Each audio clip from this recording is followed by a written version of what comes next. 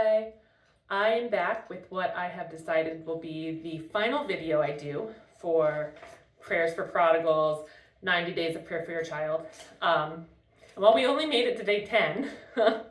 After quite a bit of prayer and going back and forth, I've decided that I'm going to end it at this point. As I had mentioned in the previous video, thankfully our prodigal son is home. We still have things to work through, but he is here and he is working through things with us, which is wonderful. But that said, to try to do another 80 days with everything else we have going on with our family of 8 and at the holiday time, yay, Christmas is coming. I think it's just going to be too much for me to try to continue this right now. I am hoping to start a different devotional series, perhaps in the new year, so keep an eye out for that. But I did want to close with something. So as I was praying about it today, and I was like, oh man, maybe I'll just do the last one. I don't know. Should I just say goodbye and leave it at that? And once you know, I opened up to the next day, which would be day 10, and it's called Bring the Boy Back to Me, which is what God has done. So I thought I'd just close with that one. It was very fitting. And it comes from Mark 9, verse 19. It says, "O unbelieving generation," Jesus replied, "how long shall I stay with you? How long should I put up with you? Bring the boy to me." Here he is, Lord.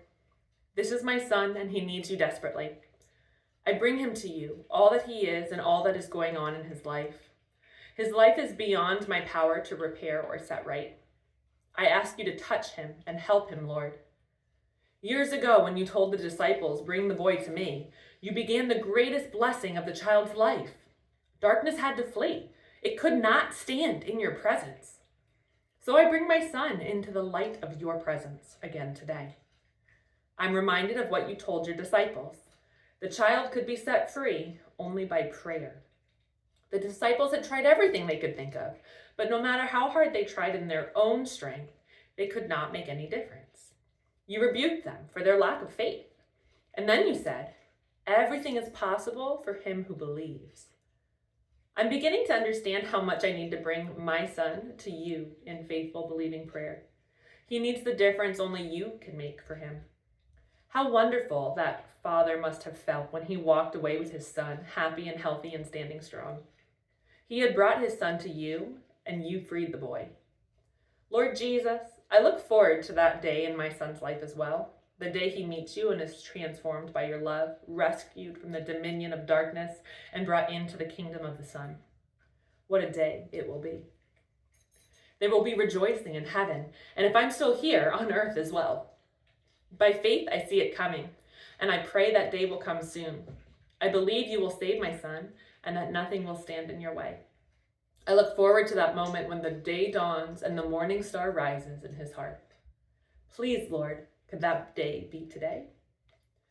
And the day has come for our family that our son has returned to our home, and we know that he has a walk with the Lord and that God's working in his heart too, just as God worked in our hearts through this time. And I pray for all of you who still have a prodigal son out there, and I encourage you to never stop praying for your son. Never stop interceding at the throne of God for your child. God is faithful, and God answers prayers. And I pray that you were blessed by the time we did have working through this devotional together.